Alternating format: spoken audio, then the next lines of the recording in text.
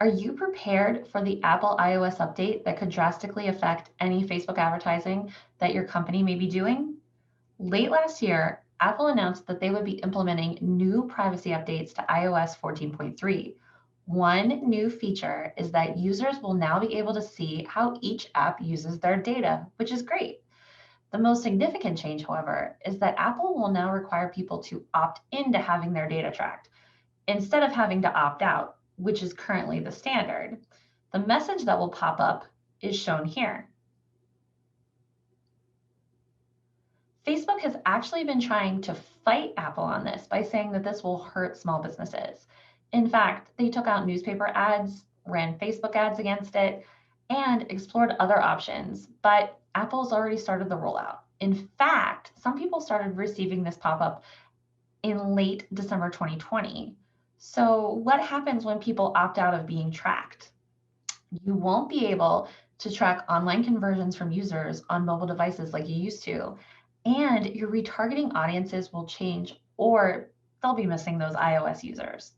One positive thing to note, when people interact with your ads in the Facebook app, that behavior is still able to be tracked. So you can still see the stats for videos watched, reactions, comments, things like that. However, once a person clicks on your ad and is taken to another site, the Facebook pixel is no longer in play and won't be able to identify that person. This means that you can't track if they convert and you can't retarget them. So what happens when people opt in to being tracked? Currently, Facebook is estimating that about 10 to 15% of people will actually opt in to being tracked. If they've done so, there are some changes to that as well. So you'll only be able to track conversions that happen within 7 days as opposed to 28 like you can now. All tracking and statistics might be delayed up to 3 days. And personalized ads on audience networks will be really, really difficult to serve. So this functionality could possibly be discontinued. So here's a quick summary of what this means for your business's Facebook ads. You'll no longer be able to retarget iOS website visitors. You'll not be able to exclude your current customers from seeing your ads using the audience feature, and your conversion tracking numbers won't be that accurate. So the question on everyone's mind is, what can we do to limit the impact of this change? If you want to see how this change will directly affect you, you can actually see how many people are clicking on your ad or viewing your video broken down by device. Facebook has a view setting for you to check out. So open your ads manager and click on breakdown by delivery and then impression device. This view will actually show you the results of your campaigns broken down by the device that people use. In this example, you can see that iPhones and iPads account for over 50% of our video through plays. If your campaigns are targeting a large percentage of iOS users and you use retargeting, you'll definitely need to take mitigating steps to account for this new iOS update. So how do you mitigate the damage to your Facebook ads caused by this update? So Facebook has given us 2 quick steps to take right now to start managing these changes. The first step is to verify your domain through Facebook. In order to track anything on your website now with the Facebook pixel, you'll need to go through a verification process for your domain. This will require you to have access to your DNS records.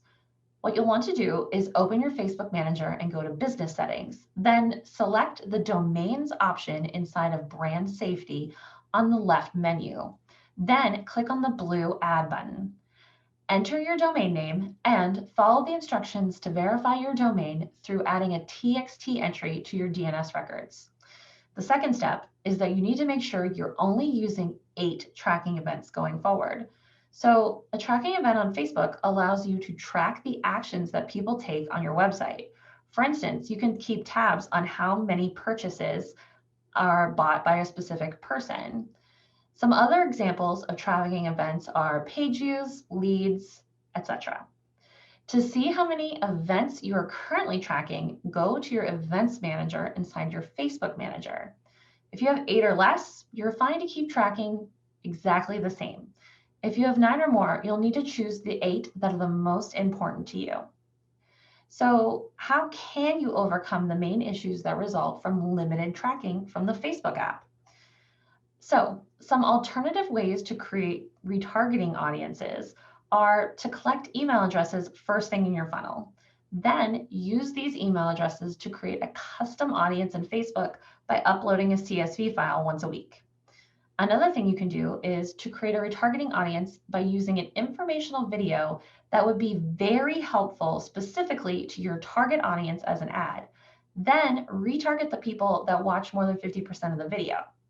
Another thing that you can do is to set up custom conversions through the Facebook API to allow you to collect the numbers that you need. There may be a manual step or some coding within this process, but it will allow you to collect the information you need to make informed decisions about your advertising budget. In conclusion, iOS 14.3 has started to go live already and will affect your Facebook retargeting efforts of your business if you don't take any action at all. Tracking your visitors and your conversions will not be an option from anyone using an Apple mobile device. Be sure to verify your domain name and check if you have below 8 tracking events. Then start implementing alternative plans to create audiences of your ideal client. Do you need help creating a plan to account for these changes, or do you want help putting everything together? Give IFTS a call at 412-715-6266 or send me an email to ask about our small business special for the iOS 14.3 change.